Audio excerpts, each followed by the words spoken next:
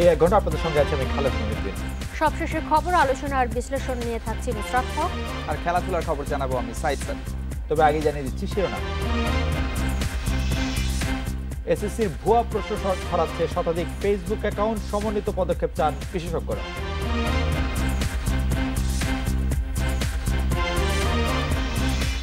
উপজেলায় আওয়ামী লীগের প্রার্থী মনোনয়ন প্রক্রিয়া শুরু, তৃণমূল নয় চূড়ান্ত সিদ্ধান্ত নেবে কেন্দ্র।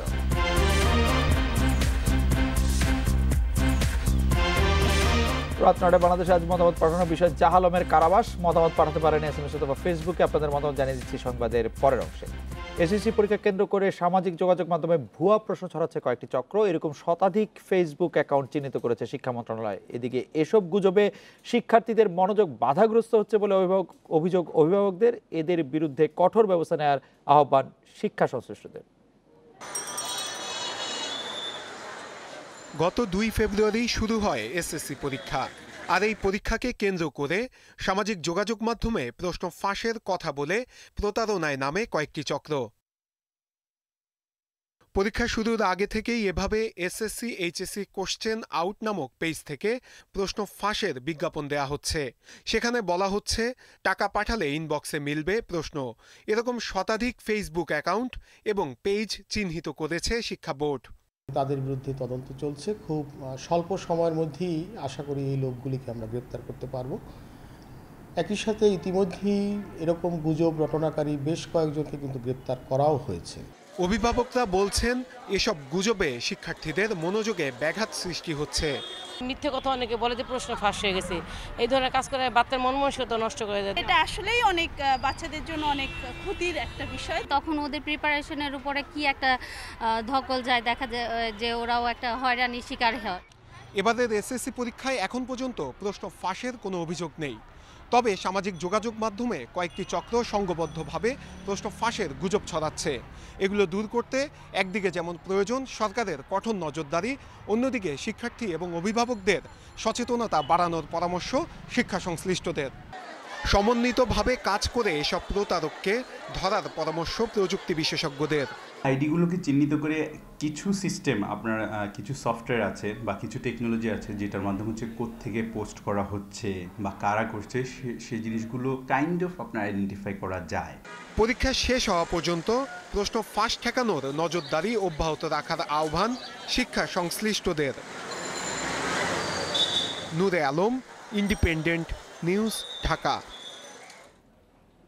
সাধারণ মানুষ যাতে পুলিশে হয়রানির শিকার না হয় সেদিকে নজর রাখার নির্দেশ দিয়েছেন প্রধানমন্ত্রী শেখ হাসিনা। পুলিশ সপ্তাহ উপলক্ষে রাজারবাগ পুলিশ লাইন্সে প্যারেড পরিদর্শন শেষে বক্তৃতায় তিনি এই নির্দেশ দেন। পুলিশের 349 জন সদস্যকে বিপিএম এবং পিপিএম পদক পরিয়ে দেন প্রধানমন্ত্রী। পুলিশ সপ্তাহ উপলক্ষে রাজারবাগ পুলিশ লাইনে এই আয়োজন। সকালে প্রধানমন্ত্রী শেখ হাসিনা অশ্বারোহী দলে সজ্জিত হয়ে পুলিশ লাইন্সে পৌঁছলে তাকে স্বাগত জানান স্বরাষ্ট্রমন্ত্রী আসাদুজ্জামান খান, পুলিশ প্রধান জাবেদ পাটোয়ারি সহ ঊর্ধ্বতন কর্মকর্তারা। পুলিশ প্রধানকে সাথে নিয়ে এ সময় প্যারেড পরিদর্শন করেন প্রধানমন্ত্রী। মাঠে পুলিশ ও র্যাবের 11টি কন্টিনজেন্টের চৌকস সদস্যরা প্রধানমন্ত্রীকে গার্ড অব অনার দেয়। পরে বিভিন্ন ক্ষেত্রে কৃতিত্বপূর্ণ অবদানের জন্য বাংলাদেশ পুলিশের 144 জনকে বিপিএম এবং 205 জনকে পিপিএম পদক পরিয়ে দেন প্রধানমন্ত্রী। সন্ত্রাস ও মাদকের বিরুদ্ধে অভিযান অব্যাহত রাখার পাশাপাশি সড়কে নিরাপত্তা জোরদার করার তাগিদ দেন প্রধানমন্ত্রী। জঙ্গি দমনে বাংলাদেশের পুলিশ এখন বিশ্বে একটি রোল মডেল হিসেবে সম্মান পেয়েছেন। মাদক নির্মূলে যে অভিযান আমাদের চলমান, এটা আমাদের অব্যাহত রাখতে হবে। সেই সাথে সাথে নিরাপদ সড়ক গড়ে তুলতে আমরা যে সমস্ত পদক্ষেপ নিয়েছি সেগুলি যথাযথভাবে পালন করা এটা একান্তভাবে প্রয়োজন। আমাদের বাংলাদেশ পুলিশকে বিদ্যমান আইনের যথাযথ প্রয়োগ ও সচেতনতা সৃষ্টির মাধ্যমে নিরাপদ সড়ক নিশ্চিত করতে অগ্রণী ভূমিকা পালন করবার জন্য আমি আহ্বান জানাচ্ছি। পেশাগত দায়িত্ব পালনের সময় পুলিশকে জনবন্ধু হওয়ার আহ্বান জানান সরকার প্রধান। আপনাদের হাতে কোনো নিরীহ জনগণ কেউ যেন নির্যাতনের শিকার না হয় বা কোনো রকম হয়রানির শিকার না হয়, বরং কোনো হয়রানি হলে সাধারণ মানুষকে রক্ষা করা এটাই আপনাদের কর্তব্য, এটাই জনগণ আপনাদের কাছ থেকে প্রত্যাশা করে। পুলিশ সদস্যবৃন্দ, বাংলাদেশ পুলিশ পদক ও রাষ্ট্রপতি পুলিশ পদকে আজ যারা ভূষিত হয়েছেন তাদের আন্তরিক অভিনন্দন জানাচ্ছি। এই পদক কাজের স্বীকৃতির পাশাপাশি ভবিষ্যতে আপনাদের পেশাগত দায়িত্ব পালনে উদ্দীপনা ও প্রেরণা যোগাবে বলে আমি বিশ্বাস করি। গত 10 বছরে বাহিনীতে প্রায় 91,000 পদ সৃষ্টি করে জনবল বাড়ানো হয়েছে উল্লেখ করে প্রধানমন্ত্রী বলেন, পুলিশের আধুনিকায়নে যা কিছু প্রয়োজন সবই করবে সরকার। অনিমেষ কর, ইন্ডিপেন্ডেন্ট নিউজ, ঢাকা। প্রধানমন্ত্রীর নির্দেশে পর হাসপাতালে অনুপস্থিত 43% চিকিৎসক, নার্স ও কর্মচারী। এর আগে অনুপস্থিতের হার ছিল প্রায় 50%। অনেকে কর্মস্থলে আসেন না দীর্ঘদিন, কেউ কেউ হাসপাতাল ফাঁকি দিয়ে ব্যক্তিগত চেম্বারে রোগী দেখেন। স্বাস্থ্য অধিদপ্তরের দেওয়া তথ্যে গুরুত্বপূর্ণ সেবা খাতের এই চিত্র এসেছে। 27 জানুয়ারি দুপুর 12:30 লক্ষ্মীপুর সদর হাসপাতালে বুকে ব্যথা নিয়ে আসেন কৃষক বাবুল মিয়া। জরুরি বিভাগের চিকিৎসক তাকে হৃদরোগ বিভাগে স্থানান্তর করেন, কিন্তু হৃদরোগ বিভাগের চিকিৎসক ভবানী প্রসাদকে হাসপাতালে তার কক্ষে পাওয়া গেল না। ফোন করলে তিনি জরুরি মিটিংয়ে আছেন বলে ফোন কেটে দেন অভিযোগ রোগীর স্বজনদের। ওনার নাম্বারে ফোন দিয়েছে, একজন মহিলা ফোন ধরছে, ধরার পরে মহিলা বলতেছে স্যার মাইজ দি। ফোন দিলাম ভবানী প্রসাদ সাহেবের নাম্বার নিয়ে, ওনাকে ফোন দিয়েছেন, উনি বলছে সিভিল সার্জন অফিসে মিটিংয়ে। এরই মধ্যে পেরিয়ে গেছে 40 মিনিট, ততক্ষণে মারা গেছেন রোগী। পরে 200 গজ দূরে একটি ক্লিনিকের ব্যক্তিগত চেম্বারে পাওয়া গেল ডাক্তার ভবানী প্রসাদকে। তখন তিনি রোগী দেখছিলেন। পার্টিকুলার ওই টাইমে কার্ডিওলজিস্টকে পাওয়া যায়নি। সুনির্দিষ্টভাবে হসপিটাল টাইমে কোনো ডাক্তারের উপস্থিত না থাকাটা এটা অত্যন্ত দুঃখজনক। ফরিদপুর সরকারি মেডিকেলের সহযোগী অধ্যাপক সাফিয়া খানম 3 বছর ধরে থাকছেন ঢাকায়, রোগী দেখেন একটি প্রাইভেট হাসপাতালে। এখন তো চাকরি করা সম্ভব না। কেন? কারণ কেমনে আমি ফরিদপুরে চাকরি করবো, থাকি ঢাকায়, ফ্যামিলি ঢাকায়। কিন্তু প্রধানমন্ত্রী বক্তব্যের পরে ঝামেলা হচ্ছে না একটুখানি? কি আছে আমাদের আছে? জেলা সদর ও বিশেষায়িত হাসপাতালের চেয়ে উপজেলা ও ইউনিয়ন পর্যায়ের হাসপাতালের অবস্থা বেশি নাজুক। 27 জানুয়ারি প্রধানমন্ত্রীর বক্তব্যের আগের 7 দিন এসব হাসপাতালে উপস্থিতি ছিল 51 ভাগ, আর পরের 7 দিনে তা বেড়ে হয়েছে 57 ভাগ। তারপরও অনুপস্থিত 43 ভাগ। ডাক্তার ঠিক মতন পাওয়া যায় না, আসে না, খোলা থাকে না, বন্ধ থাকে। আর স্বাস্থ্যসেবা তো ব্যাহত হবেই, কারণ একজন ডাক্তারকে দিয়ে তো আমরা ইমার্জেন্সি, তারপর আউটডোর ইনডোর সব চালাতে পারতেছি না। স্বাস্থ্যমন্ত্রী বলছেন, চিকিৎসকদের কর্মস্থলে পরিবেশের উন্নতি ও আর্থিক সুবিধা বাড়ানো হচ্ছে, তারপরও অনুপস্থিত থাকলে তার বিরুদ্ধে ব্যবস্থা নেওয়া হবে। এটা একটা বড় চ্যালেঞ্জ এবং আমরা এ বিষয়ে কাজ করছি যাতে ডাক্তাররা তাদের কর্মস্থলে থাকে। উপস্থিতি নিশ্চিতে মন্ত্রণালয়, অধিদপ্তর ও প্রতিটি বিভাগে মনিটরিং সেল হচ্ছে, সেখান থেকে তদারক করা হবে প্রতিদিনের স্বাস্থ্যসেবা। Hasan Misbah, independent news, Dhaka. বাল্যবিয়ের কারণে মেয়েরা ক্যান্সারে আক্রান্ত হচ্ছে বেশি, আর পুরুষদের মধ্যে ক্যান্সার আক্রান্তের হার বাড়ছে বায়ু দূষণ, মাদক সেবন ও ভেজাল খাদ্যের কারণে। বিশ্ব স্বাস্থ্য সংস্থার সবশেষ জরিপে পাওয়া গেছে এই তথ্য। বিশ্ব স্বাস্থ্য সংস্থার তথ্য অনুযায়ী 2018 সালে দেশে নতুন করে ক্যান্সারে আক্রান্ত হয়েছেন 1.5 লাখের বেশি মানুষ। প্রতি বছরই বাড়ছে বিভিন্ন ধরনের ক্যান্সারে আক্রান্ত হওয়ার হার। পরিসংখ্যান বলছে, গত বছর আক্রান্ত হয়েছেন প্রায় 67,000 নারী। বিশেষজ্ঞদের মতে, বাল্যবিয়ের কারণে নারীরা জরায়ু ক্যান্সারে আক্রান্ত হচ্ছেন বেশি। এছাড়া শিশুকে বুকের দুধ না খাওয়ানো, বেশি বয়সী সন্তান ধারণ ও অতিরিক্ত ওজন স্তন ক্যান্সারের ঝুঁকি বাড়াচ্ছে। বাল্যবিবাহ হয় খুব স্বাভাবিকভাবেই সে কিন্তু তার সেক্সুয়াল কানেকশনে চলে আসে এবং এটার সাথে সাথেই কিন্তু মা হয়ে যাচ্ছে এবং ঘন ঘন বাচ্চা প্রসব, এইগুলো কিন্তু একটা রিস্ক ফ্যাক্টর সার্ভাইকাল ক্যান্সার হওয়ার জন্য। তবে সার্বিকভাবে দেশে পুরুষদের ক্যান্সারে আক্রান্ত হওয়ার ও মৃত্যুর হার বেশি। পরিসংখ্যান বলছে, বছরে 83,000-এর বেশি পুরুষ আক্রান্ত হচ্ছেন বিভিন্ন ধরনের ক্যান্সারে। এর মধ্যে ফুসফুস ও অন্ননালীর ক্যান্সারে আক্রান্ত হওয়ার হার বেশি। এয়ার পলিউশন, স্মোকিং, এগুলি তারপর মূলত কারণ। আর ইসোফেগাস বা খাদ্যনালীর ক্যান্সারটা বেশি হচ্ছে, আগের থেকে দেখানো হচ্ছে বেশি। আমাদের খাওয়া দাওয়ার যে হ্যাবিট বা অভ্যাসের যে পরিবর্তন, সেইটা একটা বড় ভূমিকা রাখছে। বায়ু দূষণ রোধ ও খাদ্যে ভেজাল বন্ধ না হলে ক্যান্সারে আক্রান্তের হার আরও বাড়বে বলে সতর্ক করছেন বিশেষজ্ঞরা। খাদ্যে ভেজাল তো আনসেফ হলো, এছাড়াও খাদ্যে অন্যান্য যে সমস্ত ভেজাল হচ্ছে সেই কারণে কিন্তু আমি বলবো যে 1 নম্বর দায়ী। দ্বিতীয় যদি আসি আমি, সেটাকে বলবো আমি পলিউশন। ঢাকার বায়ু এখন অত্র অঞ্চলের মধ্যে সবচেয়ে দূষিত বায়ু, সুতরাং এইটা আরেকটা ক্যান্সারের কারণ। দেশে প্রতি বছর ক্যান্সারে আক্রান্ত হওয়ার হার বাড়লেও চিকিৎসা ব্যবস্থা অপ্রতিম। সরকারি বেসরকারি মিলিয়ে 20 থেকে 25টি হাসপাতালে এই রোগের চিকিৎসা হয়, যেখানে বিশ্ব স্বাস্থ্য সংস্থার মানদণ্ড অনুযায়ী 16 কোটি জনসংখ্যার দেশে 160টি ক্যান্সার চিকিৎসা কেন্দ্র থাকার কথা। Farzana Akter, Independent news, Dhaka.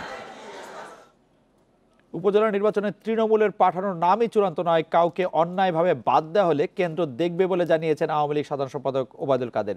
সংসদের সংরক্ষিত নারী আসনের জন্য এবার ব্যাপক যাচাই বাছাইয়ের মাধ্যমে নাম চূড়ান্ত করা হবে। ধানমন্ডিতে আওয়ামী লীগ সভাপতির রাজনৈতিক কার্যালয়ে সকালে উপজেলা পরিষদ নির্বাচনে মনোনয়ন ফর্ম বিক্রি কার্যক্রম উদ্বোধন শেষে তিনি এই কথা বলেন।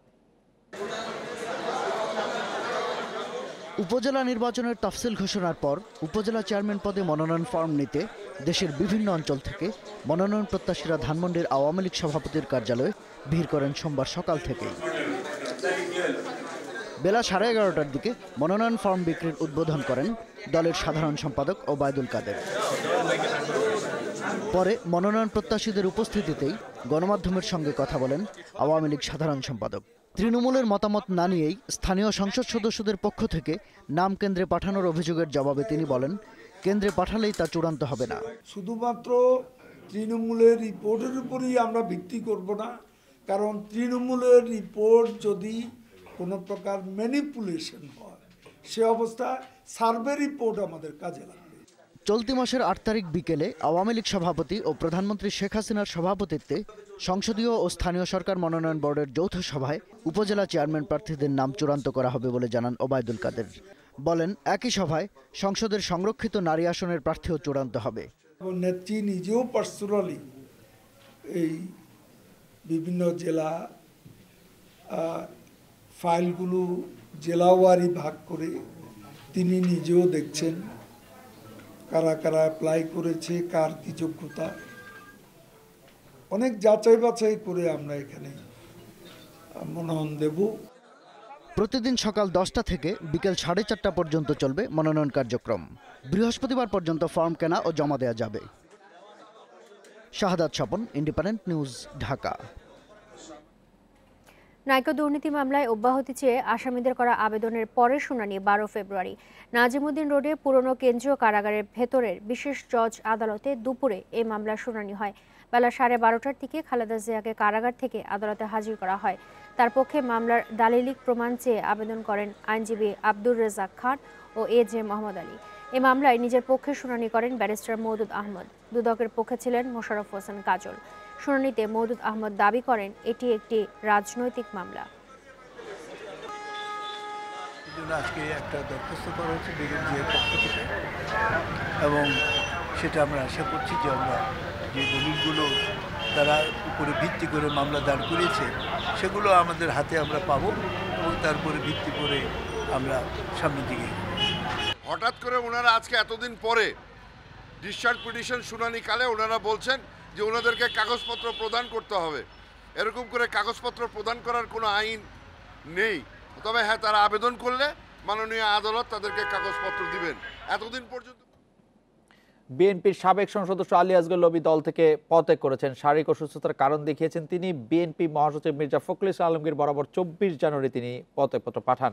পদত্যাগের কারণ ব্যাখ্যা করে আলী আসগর বলেন, থাইরয়েডের ক্যান্সারের জন্য অস্ত্রোপচার করিয়েছেন। শারীরিকভাবে অসুস্থ থাকায় তিনি আর রাজনীতিতে সক্রিয় নন। 2001 সালে বিএনপি জামায়াত জোট ক্ষমতায় আসার পর আলী আসগর রাজনৈতিক অঙ্গনে আলোচিত হয়ে ওঠেন। আলী আসগর লবি বিএনপির চেয়ারপারসন খালেদা জিয়ার ছেড়ে দেয়া খুলনা 2 আসনে সংসদ সদস্য নির্বাচিত হন। সেই সময় ক্ষমতার অন্যতম কেন্দ্রবিন্দু হিসেবে পরিচিত হয়ে উঠেছিল হাওয়া ভবন। বিএনপির বর্তমান ভারপ্রাপ্ত চেয়ারপারসন তারেক রহমান এখান থেকে দল পরিচালনা করতেন। লবি হাওয়া ভবনের ঘনিষ্ঠ ছিলেন।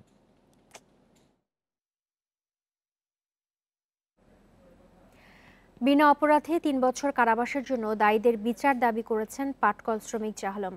হাইকোর্টের নির্দেশে গতরাতে কাশিমপুর কারাগার থেকে ছাড়া পান তিনি। নিজ বাড়িতে ফেরার পর এখন উৎসব মুখর পুরো গ্রাম। এ ফেরা স্বস্তির, এ ফেরা আনন্দে। বিনা কারণে বিচার ছাড়া দীর্ঘ 3 বছর জেল খাটার পর সোমবার ভোরে কাশিমপুর কারাগার থেকে টাঙ্গাইলের নাগরপুরের ডুমুরিয়া গ্রামে ফেরেন জাহালম। জাহালম যখন কারাবন্দী হন তখন তার একমাত্র মেয়ে চাঁদনীর বয়স ছিল 4। দীর্ঘদিন পর বাবাকে ফিরে পেয়ে আনন্দে আত্মহারা 7 বছরের চাঁদনি। সেই সাথে বিচার চেয়েছে তার বাবার সাথে হওয়া অন্যায়ের। ছেলেকে ফিরে পেয়ে আবেগ আপ্লুত জাহালমের বাবা। আমার আব্বুকে যে জেল কাটাইছে হ্যাঁ একটা বিচার চাই। খুব গরিব মানুষ, আমার নাই বলতে কিছু নাই। তারপরে আমি এটা ঝুট মেলে ছেলেটার কাছে গিয়েছিলাম বহুত কষ্টের বিনিময়ে। তারপরেও সেখান থেকে আমার ছেলেটারে এইভাবে বিনে দোষে তারে 3 বছর জেল খাটায়। কোনো অপরাধ না করলেও যাদের ভুলে তার এই কারাভোগ, তাদের বিচার চেয়েছেন জাহালম। মন্ত্রীর কাছে আবেদন জানাচ্ছি আমি যে বিনা দোষে আমি আজ 3 বছর জেল খাটছি, আমি তার ক্ষতিপূরণ চাই। যারা আমার এই মিথ্যা মামলায় জেল খাটাইছে তাও আমি সঠিক বিচার চাই। প্রকৃত আসামিদের বিচারের আওতায় আনার দাবি ক্ষুব্ধ এলাকাবাসীর। আর বিচারের পাশাপাশি অকারণ কারাভোগের ক্ষতিপূরণ চেয়েছে আর্থিকভাবে অসচ্ছল জাহালমের পরিবার। 3 বছর যে জেল খাটলো জাহালম, তার ক্ষতিপূরণের জন্য আমি সবিনয় আকুল আবেদন জানাইতেছি। বিনা অপরাধে বিনা দোষে আমার মেয়ে জেল খাটলো, রাষ্ট্রের কাছে সঠিক বিচার চাই। যারা এদের তদন্ত করছে তাদের আইনে আওতায় তাদের সঠিক বিচার হওয়া উচিত। আমাদের সরকারের কাছে দাবি যে মাননীয় প্রধানমন্ত্রী এবং স্বরাষ্ট্রমন্ত্রী বিষয়টা নজরে এনে আমাদের দেখে আমাদের জানি এই ক্ষতিপূরণের দাবিটা পূরণ করে, তাহলে আমরা চারটে ডাল ভাত খাওয়া পারবো, নাহলে আমাদের অস্তিত্ব থাকবে না। সোনালী ব্যাংকের 18 কোটি টাকা জালিয়াতির অভিযোগে ঠাকুরগাঁয়ের আবু সালেকের বিরুদ্ধে 27টি মামলা করে দুদক। তবে সালেককে না ধরে 2016 সালের ফেব্রুয়ারিতে নরসিংদী ঘোড়াশাল পাটকলের শ্রমিক জাহালমকে গ্রেফতার করে আইনশৃঙ্খলা বাহিনী। তখন থেকেই বিনা বিচারে আটক ছিলেন জাহালম। শানিলা সরকার, ইন্ডিপেন্ডেন্ট নিউজ ডেস্ক। জাহালম নিরপরাধ হয়েও কাদের গাফিলতিতে 3 বছর কারাগারে থাকলেন তা তদন্তে কমিটি করেছে দুর্নীতি দমন কমিশন দুদক। সংস্থার পরিচালক আবুল হাসনাত মোহাম্মদ আব্দুল ওয়াদুদকে নিয়ে 1 সদস্যের এক কমিটি হয়েছে দুদক কার্যালয়ে। দুপুরে সাংবাদিকদের কথা জানান চেয়ারম্যান ইকবাল মাহমুদ। তিনি বলেন, দুদকের তদন্ত কর্মকর্তাদের গাফিলতিতে জাহালম কারাগারে গেলে ওই কর্মকর্তাদের বিরুদ্ধে ব্যবস্থা নেওয়া হবে। সোনালী ব্যাংকের প্রায় 18.5 কোটি টাকা জালিয়াতির অভিযোগে আবু সালেক নামে এক ব্যক্তির বিরুদ্ধে 33টি মামলা করে দুদক। এই মামলায় সালেকের পরিবর্তে 3 বছর ধরে কারাগারে ছিলেন জাহালম। হাইকোর্ট জাহালমকে মামলা থেকে অব্যাহতি দেওয়ার পর রোববার তিনি মুক্তি পান।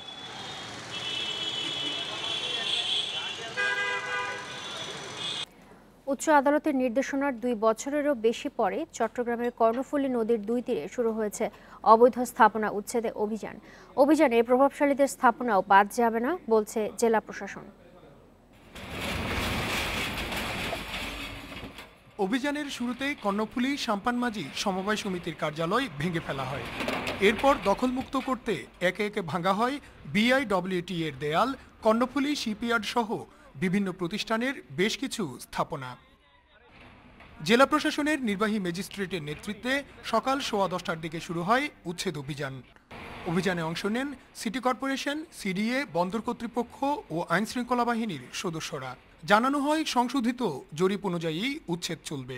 আমরা গত 3 দিন কিন্তু এই সদরঘাট লাইটার জেটি থেকে বারেক বিল্ডিং পর্যন্ত আমরা প্রায় 200 অবৈধ স্থাপনা চিহ্নিত করেছি ফেজ বাই ফেজ, যে কারণে আমরা একেবারে কনক্রিট বলা যাচ্ছে না যে আগামী 1 মাস বা আগামী 15 দিন, এটা এখন থেকে চলতে থাকবে যতদিন না পর্যন্ত শেষ হয়। কর্তৃপক্ষ বলছে অবৈধ স্থাপনা উচ্ছেদে কর্ণফুলী নদী প্রাণ ফিরে পাবে, পাশাপাশি বন্দরে জাহাজ চলাচলও সহজ হবে। যে কোনো ধরনের জাহাজ ভিড়বে এবং জাহাজ থেকে পণ্য খালাস এটা অনেক গুণ বেড়ে যাবে। আরেকটা দৃষ্টিনন্দন দেখা যাবে, সাধারণ নাবিক, সাধারণ লোকজন এখানে বসতে পারবে। উচ্ছেদ করার পরে যদি এটা ফেলে রাখা হয়, কালকেই সেটা আবার দখল হয়ে যাবে। এই ধারাবাহিকতায় আমরা বলবো যে উচ্ছেদ করার পরে কর্ণফুলীর তীরটা নান্দনিকভাবে সংরক্ষণ করা হোক। জেলা প্রশাসক বলছেন 3 ধাপে চলবে উচ্ছেদ কার্যক্রম, দখলদার কাউকে ছাড় দেওয়া হবে না। কোনো প্রভাবশালীর কাছে আমরা মাথা নত করব না এবং অলরেডি বেশ কয়েকটি জায়গা থেকে হুমকি ধামকি এগুলো এসেছে। আমার উচ্ছেদকারী ম্যাজিস্ট্রেট যারা, তাদেরকে হুমকি দিয়েছে, কিন্তু আমরা সেই হুমকিতে আমরা বিচলিত নই। 2016 সালের 16 আগস্ট কর্ণফুলীর 2 তীরের অবৈধ দখল উচ্ছেদে সংশ্লিষ্ট কর্তৃপক্ষকে 90 দিনের সময় বেঁধে দেয় হাইকোর্ট। তবে নানা জটিলতায় এতদিন তা কার্যকর হয়নি। Iftekhar Faisal, Independent News, Chattogram. চলতি বছরে চালু হচ্ছে মেট্রো রেলের উত্তরা থেকে আগারগাঁও অংশ। এখন পর্যন্ত এই অংশ অগ্রগতি হয়েছে 33.5 ভাগ। আগামী বছর ডিসেম্বরে চালু হবে উত্তরা থেকে মতিঝিল পর্যন্ত। নির্ধারিত সময় শেষ করতে দ্রুত গতিতে এগিয়ে চলছে নির্মাণ কাজ। রাজধানীর অসহনীয় যানজট নিরসন এবং পরিবেশ দূষণ রোধে আধুনিক এবং দ্রুতগতির মেট্রো রেল প্রকল্প হাতে নেয় সরকার। এই প্রকল্পের উত্তরা থেকে আগারগাঁ পর্যন্ত এই অংশ চালু হবে 2019 সালের ডিসেম্বরের মধ্যে এবং দ্বিতীয় অংশ অর্থাৎ আগারগাঁ থেকে মতিঝিল পর্যন্ত অংশ চালু হবে 2020 সালের ডিসেম্বরের মধ্যে। উত্তরা থেকে মতিঝিল পর্যন্ত এই প্রকল্পের এখন পর্যন্ত গড়ে বাস্তব অগ্রগতি 20.95 ভাগ। মোট প্রকল্প ব্যয় ধরা হয়েছে 22,000 কোটি টাকা এবং মেট্রো রেলের এই অংশ প্রতিদিন 5 লাখ যাত্রী বহন করবে এবং উত্তরা থেকে মতিঝিল পর্যন্ত এই অংশের দৈর্ঘ্য 20.1 কিলোমিটার। এর মধ্যে উত্তরা থেকে আগারগাঁ পর্যন্ত এর দৈর্ঘ্য প্রায় 12 কিলোমিটার আর আগারগাঁ থেকে মতিঝিল পর্যন্ত অংশের দৈর্ঘ্য 8 কিলোমিটার। মোট প্রকল্প ব্যয় ধরা হয়েছে 22,000 কোটি টাকা এবং এর মধ্যে সরকারি তহবিল থেকে খরচ করা হবে 5,500 কোটি টাকা এবং উন্নয়ন সংস্থা জাইকা এখানে অর্থায়ন করছে 16,500 কোটি টাকা। কর্তৃপক্ষ বলছে এই প্রকল্পের অভ্যন্তরীণ নির্মাণ কাজ শেষ, এখন চলছে উপরের অংশের কাজ এবং তাদের দাবি উপরের অংশের নির্মাণ কাজ দ্রুতগতিতে সম্পন্ন হয় এবং এখন পর্যন্ত উত্তরা থেকে আগারগাঁ পর্যন্ত এই অংশের বাস্তব অগ্রগতি 33.57 ভাগ এবং উত্তরা থেকে মতিঝিল পর্যন্ত পুরো প্রকল্পের গড় অগ্রগতি 20.95 ভাগ। উত্তরা থেকে মতিঝিল পর্যন্ত মোট 16টি স্টেশন থাকবে। এর মধ্যে উত্তরা থেকে আগারগাঁ পর্যন্ত এই অংশে থাকবে 9টি স্টেশন এবং আগারগাঁ থেকে মতিঝিল পর্যন্ত অংশে থাকবে 7টি স্টেশন। প্রতি স্টেশনে 45 সেকেন্ড সময় মেট্রো রেল থামবে এবং এর মধ্যে যাত্রীদের ওঠানামা করতে হবে এবং নিয়মিত যাত্রীদের নির্দিষ্ট ভাড়ার বিনিময়ে কার্ড দেওয়া হবে, যেটি ব্যবহার করে প্রতিদিন তারা মেট্রো রেল ব্যবহার করতে পারবেন এবং অনিয়মিত যাত্রীদের জন্য তাৎক্ষণিকভাবে টিকিট কেটে মেট্রো রেল ব্যবহারের সুযোগ থাকছে। প্রতি 4 মিনিট পর পর মেট্রো রেল 1800 যাত্রী বহন করবে এবং প্রতি ঘন্টায় উভয় দিক থেকে পরিবহন করবে 60,000 যাত্রী এবং প্রতিদিন পরিবহন করা সম্ভব হবে 5 লাখ যাত্রী। কর্তৃপক্ষের আশা, মেট্রো রেল চালু হলে সাধারণ পরিবহনের উপর যাত্রী পরিবহনের চাপ কমবে। মূলত মাটির নিচে যে কাজগুলো থাকে সেই কাজগুলো সম্পন্ন করতে অনেক সময় লাগে। এই কাজগুলো আমরা প্রথম অংশের পরিপূর্ণভাবে সম্পন্ন করেছি, দ্বিতীয় অংশেরও পরিপূর্ণভাবে আমরা সম্পন্ন করেছি। দ্রুত গতিতে যাওয়ার যে আকাঙ্ক্ষাটা থাকে একমাত্র সেটা মেট্রো দিতে পারে। মেট্রো কারো সাথে শেয়ার করে না, সে উপরে চলে যায়। সুতরাং সে প্রথম দিন জন্মানোর সময় যেই সময় মতিঝিল নিয়ে যাবে উত্তরা থেকে 50 বছর পরও কিন্তু একইভাবে নিয়ে যাবে।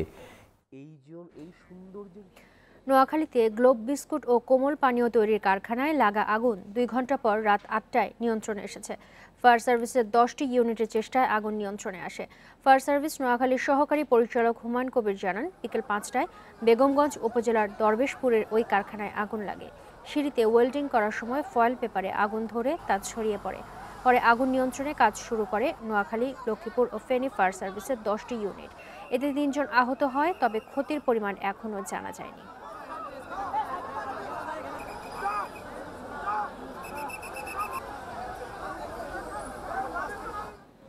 একুশের বইমেলায় বাড়ছে পাঠক দর্শনার্থীর ভিড়। মেলার চতুর্থ দিনে তরুণদের সমাগম ছিল চোখে পড়ার মতো। জনপ্রিয় লেখকদের পাশাপাশি অনেকেই তরুণ লেখকদের বইও কিনেছেন।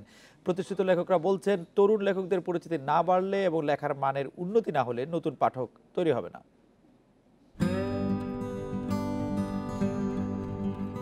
যতই দিন গড়াচ্ছে জমে উঠছে বইমেলা। চতুর্থ দিনে মেলা প্রাঙ্গণে তরুণ তরুণীর কোলাহল। পরিসর বাড়ায় খুশি দর্শনার্থীরা। জানালেন, জনপ্রিয় লেখকদের বই কেনাতেই ঝোঁক বেশি। যেভাবে জাফর ইকবাল যেভাবে পাঠক শ্রেণীকে ধরে রাখতে পেরেছেন, ওরা পারছে। নতুন প্রজন্মের প্রতিও তাদের একটা ঝোঁক আছে, ওই রকম ভাবে এখনো গড়ে উঠতে পারে না। নতুন লেখকের বই নিয়েও অনেকে আগ্রহী। আইমান সাদিক এবার বই লিখেছে এবং সাদমান সাদিক স্টুডেন্ট হ্যাক্স, এই বইটা তারা কিনছে। তারপর সোলেমান সুখন ভাইয়ের মস্তিষ্কের ক্যানভাস বইটা এসেছে, এই বইটা তারা কিনছে। এবং জাফর ইকবাল স্যারের সায়েন্স ফিকশন বই এসেছে, এটাও তরুণ প্রজন্মের জন্য। সাদাত হোসেনের নির্বাসন বই মানে একটু কিশোর টাইপেরই, এরকম বই পছন্দ করি আর কি। অন্যান্য বারের মতো হুমায়ুন আহমেদ জাফর ইকবালের বইয়ের চাহিদাও একই আছে। বড় হয়েছে হুমায়ুন আহমেদ আর জাফর ইকবালের বই পড়ে, তো আমার টপ লিস্টেই আছে হুমায়ুন আহমেদ। আজকেও এসেছি হুমায়ুন আহমেদের বই খুঁজতে, জাফর ইকবালের বই খুঁজতে। জাফর ইকবালের কিছু সায়েন্স ফিকশন, ছোটদের লেখা বই, ছোটদের জন্য লেখা বই, সেই বইগুলো আমি ঠিকই পাচ্ছি। তবে নতুন লেখকের পরিচিতির অভাব আর লেখার মানে ঘাটতি তাদের প্রতি পাঠকদের আকৃষ্ট করতে পারছে না বলে মত প্রতিষ্ঠিত লেখকদের। ব্র্যান্ড নেমের ব্যাপার আছে, আমরা তখন ব্র্যান্ডিং বলি, নামটার সঙ্গে সে পরিচিত, সেই জন্য খুঁজছে। নতুন যারা আছে তাদের নামটা হয়তো তো পরিচিত না, বা তাদের লেখা হয়তো তেমন আকৃষ্ট করে না। অনেক ভালো কবি আছে এখন, অনেক ভালো ছোট গল্পকার আছেন। উপন্যাসটা বরং বাংলাদেশে ভালো লেখা হয় না, কাজে এটা পাঠককে দোষ দিলে লাভ নাই। আর যে লেখকদের কথা আমি বলছি, ওরা বই বিক্রি কম হচ্ছে বলে চিন্তিত না, ওদের চিন্তাটা ভালো বই তারা লিখছে কিনা সেই নিয়ে। তরুণদের বই পড়ায় উৎসাহী করতে আরও ভালো মানের লেখক উঠে আসা দরকার বলে মনে করছেন তারা। Mahmuda Momita, Independent news, Dhaka. আজকের মতামত পাঠানোর বিষয় ছিল জাহালমের কারাবাস। এবারে জানিয়ে দিব এই বিষয়ে পাঠানো কিছু মতামত। রাজ্জাক বলেছেন, দুদকের উচিত জাহালমকে আর্থিক ক্ষতিপূরণ দেয়া। সুমনা বলেছেন, এর জন্য দায়ীদের কঠোর শাস্তি চাই। জাহালমের কারাভোগের জন্য দায়ীদের দ্রুত আইনের আওতায় আনতে হবে বলেছেন মহসিন। ডালিয়ার মত, এরকম ঘটনা যাতে দ্বিতীয়বার না ঘটে সে ব্যাপারে সজাগ দৃষ্টি রাখতে হবে। রবিউল বলছেন, এক জাহালমকে নিয়ে খুশিতে ফেটে পড়তে চায় না, সব নিরপরাধ জাহালম মুক্তি পাক। আশা বলছেন, এ ব্যাপারে স্বাধীন ও নিরপেক্ষ তদন্ত কমিশন গঠন করা উচিত। সুব্রদেব বলছেন, দায়ীদের জাহালম তথা তার পরিবার আত্মীয় স্বজনের কাছে মাফ চাইতে হবে। নিরপরাধ হয়েও যারা জেলের ঘানি টানছে তাদের খুঁজে মুক্তি দেওয়ার দাবি জানিয়েছেন দিলরুবা। শরীফ বলেছেন, বিচার ব্যবস্থা সম্পূর্ণ ঢেলে সাজাতে হবে এবং তাকে ক্ষতিপূরণ দিতে হবে। ইনিয়া বলেছেন, এই অপরাধের বিচার না হলে ভবিষ্যতে আরও বাড়বে। বিভিন্ন ধরনের মতামত পাঠানোর জন্য দর্শকদের ধন্যবাদ। এই ছিল রাত ৯টায় বাংলাদেশের আয়োজন।